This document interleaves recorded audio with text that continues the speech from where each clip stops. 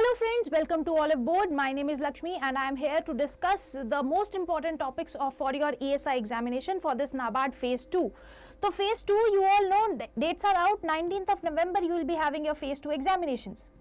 तो हमें पता है Phase 2 में ARD और ESI आपका दोनों आएगा पेपर 2 में, और इन दोनों में ही हम स्पेसिफिकली इस सेशन में ESI की बात करेंगे.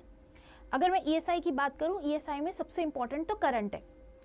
ESI में दो पार्ट्स हैं, एक करंट और दूसरा स्टैटिक.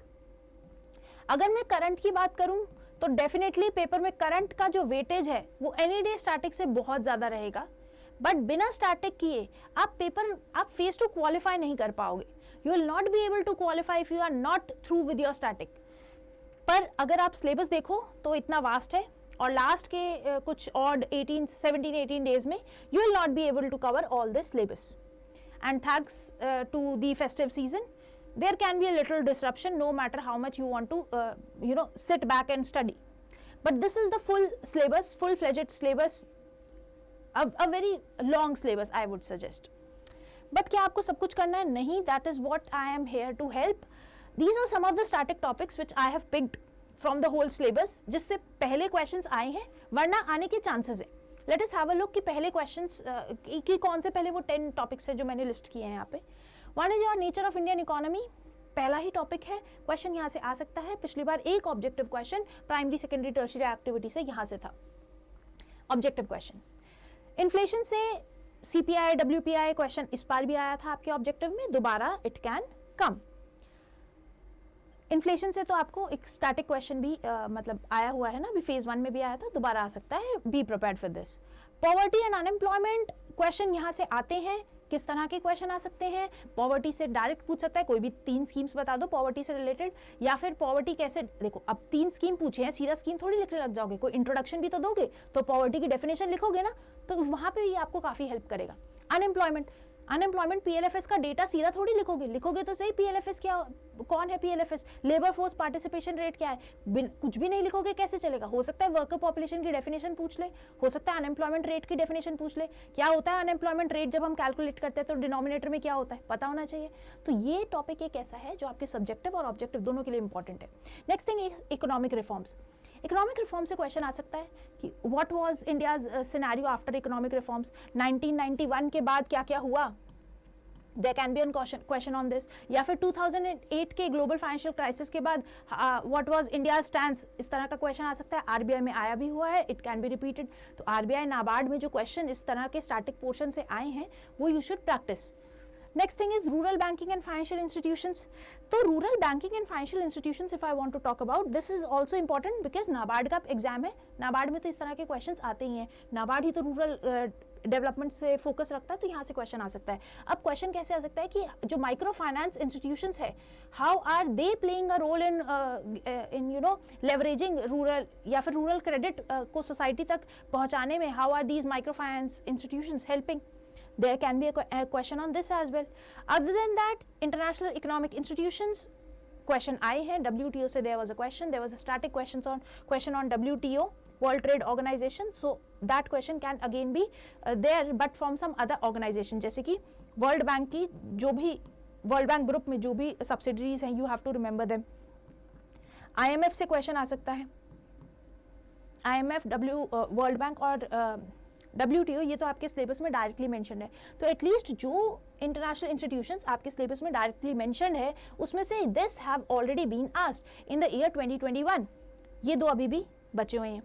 इन दो से रिलेटेड एक क्वेश्चन तो आया था, बट वो ऑब्जेक्टिव में आया था. We'll see that. Next is your Indian agriculture and food security system. वैसे तो इंडियन एग्रीकल्चर आप अपने ARD में भी पढ़ेंगे, बट अगर नाबार्ड ने इंडियन एग्रीकल्चर को दोनों ही जगह लिखा है, एक तो फुल फ्लेजेड पेपर दिया है और दूसरा यहाँ भी लिखा है, तो डेफिनेटली इसका कुछ ना कुछ मतलब तो होगा. तो इंडियन एग्रीकल्चर में सब कुछ लिखना, सब कुछ देखना, स्पेसिफिकली फूड सिक्योरिटी से रिलेटेड जरूर पढ़ के जाना. नेक्स्ट थिंग, एजुकेशन, हेल्थ और जेंडर इश्यूज. ये जो अगर लास्ट के 3 टॉपिक हैं, देखो ये वैसे तो आपकी गवर्नमेंट स्कीम्स के हिसाब से बहुत इंपॉर्टेंट है, बट ये जो 3 टॉपिक्स हैं, this will help you in writing better essays. Believe me, ऐसे में अगर किसी को ऐसे लिखने को दिया जाए कि 1000 words 1200 words you have to write an essay and that too on education, क्या लिखोगे? You will be falling short of word. तो इसलिए अभी भी टाइम है. Go have a look at what all is there in your education part, in your health part. New education policy क्या कहती है? What is vocational education? किस तरह से एजुकेशन सिस्टम को, अभी जो नया हमारा एजुकेशन सिस्टम है उसमें किस तरह से ब्रेकेजेस हैं. So you have to deal with that as well. Next thing is your gender issues. Gender issue से तो ऐसे पूछते हैं, जैसे वुमेन एम्पावरमेंट ऐसे आया था, दोबारा भी आ सकता है. वुमेन एम्पावरमेंट के अलावा बहुत सारे और भी जेंडर इश्यूज हैं जहां से क्वेश्चन पूछे जा सकते हैं. So please go and have a look at all the static topics which are related to your social issues. Moving ahead, I want to discuss that जो भी मैंने यहाँ पे टॉपिक लिस्ट किए हैं, ये सिर्फ लिस्ट ही नहीं किए हैं. I have a solid backing behind that. जैसे कि इकोनॉमिक रिफॉर्म से there was a question on globalization of Indian economy. हालांकि इसके लिए एक अलग चैप्टर है, opening up of Indian economy, आपके सिलेबस में. बट एक बार क्वेश्चन आ गया है 2022 में, बैक टू बैक एक ही टॉपिक से क्वेश्चन पूछेगा, इट इज़ वेरी अनलाइकली. तो अब टॉपिक कहाँ से आ सकता है? Globalisation has already been asked, तो prepare well with liberalisation and privatisation. And जैसे मैंने बताया 1991 के बाद क्या क्या रिफॉर्म्स आए, एलपीजी रिफॉर्म्स आए, उसके बारे में पता होना चाहिए. क्या 4 क्राइटेरिया पे आए, जैसे हमने टैक्स रिफॉर्म्स किए, इंस्टीट्यूशनल रिफॉर्म्स किए, तो आपको पता होना चाहिए कि फॉरेन करेंसी में कुछ रिफॉर्म्स लेकर आए, फॉरेन एक्सचेंजेस रिफॉर्म्स जो लेकर आए, तो ये सब कुछ आपको पता होना चाहिए. You should have a strong answer with you, ताकि क्योंकि वहाँ पे टाइप करना होगा और इतना वक्त नहीं होगा कि आप पहले क्यूरेट करें, सोचें, याद करें. तो अभी टाइम है, practice it. Next thing is your इससे इंटरनेशनल इकोनॉमिक इंस्टीट्यूशन से. आई have already told you WTO से क्वेश्चन आ गया था 2021 में ही.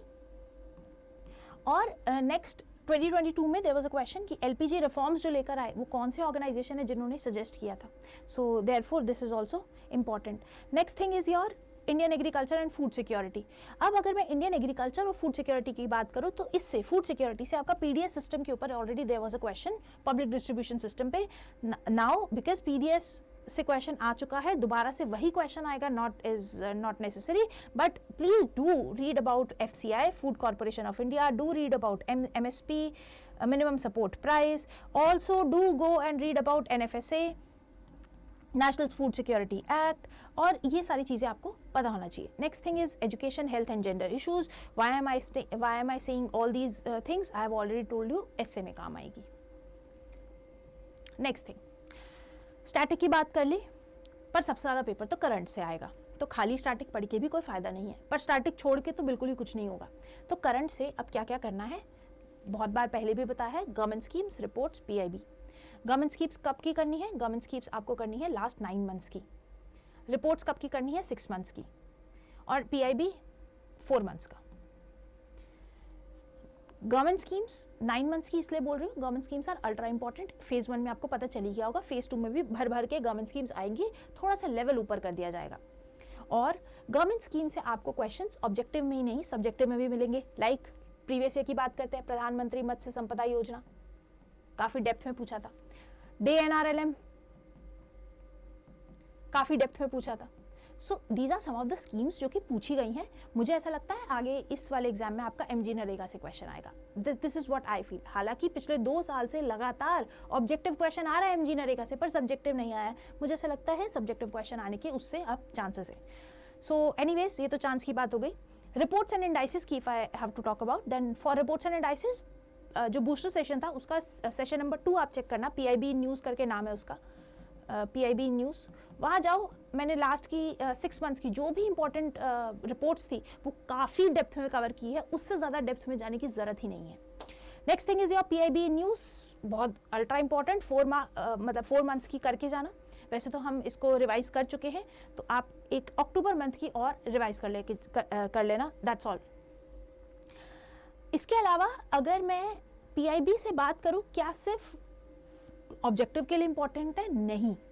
पिछले पूरे साल एक लाइन सबने सुनी, सबका साथ सबका विकास. देखो क्वेश्चन क्या है, social infrastructure is pre requisite for inclusive growth. सबका साथ सबका विकास क्या है? इंक्लूसिव ग्रोथ ही तो है. और पूरे साल हमने क्या देखा? वही टॉपिक देखा, बार बार अलग अलग तरीके से न्यूज़ में आता रहा. तो अगर किसी ने PIB का ये वाला न्यूज़ आर्टिकल PIB ढंग से रिवाइज किया होगा लास्ट 4 मंथ्स का, काफ़ी सारे करंट के पॉइंट्स वो इस आंसर में लिख सकता था.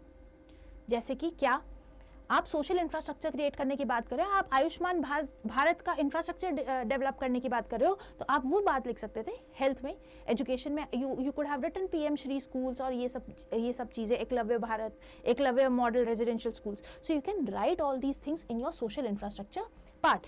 Rest all I would say current और स्टैटिक को इस वक्त दोनों को साथ में लेकर चलना, सब्जेक्टिव पार्ट प्रैक्टिस करना शुरू कर दो, and you can join us and you can right it, और हमारे टेलीग्राम चैनल पे आप अपने आंसर्स पोस्ट कर सकते हो, so that I will check those answer and revert back to you. Next thing which I want to add over here is, अब वो टाइम आ गया है कि आपको सिलेक्टिव स्टडी करनी है बट स्मार्ट स्टडी करनी है। You can not do all of the things at once. तो इसलिए इंपॉर्टेंट ये होगा कि जो भी टॉपिक्स यहाँ पे लिखे हैं सबसे पहले इनको ख़त्म करो, और इसमें भी ऐसे मत करना कि स्कीम्स हमें 9 महीने की पूरी करनी है तो अब हम 9 महीने की स्कीम्स पूरी करने चले, नहीं। जैसे मैंने पहले भी कई सेशंस में आपको बताया है, गवर्नमेंट स्कीम्स को पढ़ने का एक तरीका होता है। सबसे पहले वो स्कीम्स पढ़ो जो कि फ्लैगशिप स्कीम्स है, सबसे पहले वो स्कीम्स पढ़ो which are flagship schemes, ultra important. Government बार बार इसके बारे में बात करती रहती है, इसलिए प्रधानमंत्री मत्स्य संपदा योजना हमेशा न्यूज़ में रहती है, इसलिए देखो पूरे डेप्थ में आई थी। DNRLM, ऐसा कभी नहीं होता ई सरस मेला, हर महीने कुछ ना कुछ NRLM से ज़रूर आता है, चाहे छोटा सा ही कुछ आए पर आता ज़रूर है। तो इम्पॉर्टेंट MG नरेगा, ये फ्लैगशिप स्कीम है, इंपॉर्टेंट स्कीम है, इसको कवर करो, कंप्लीट कवरेज होना चाहिए, तभी वो न्यूज़ कवर करने का फ़ायदा है। वरना पता चला जो कुछ हम पढ़ के गए थे वो सिलेबस में, वो क्वेश्चन में लिखा हुआ है, उससे फ़ायदा नहीं होगा।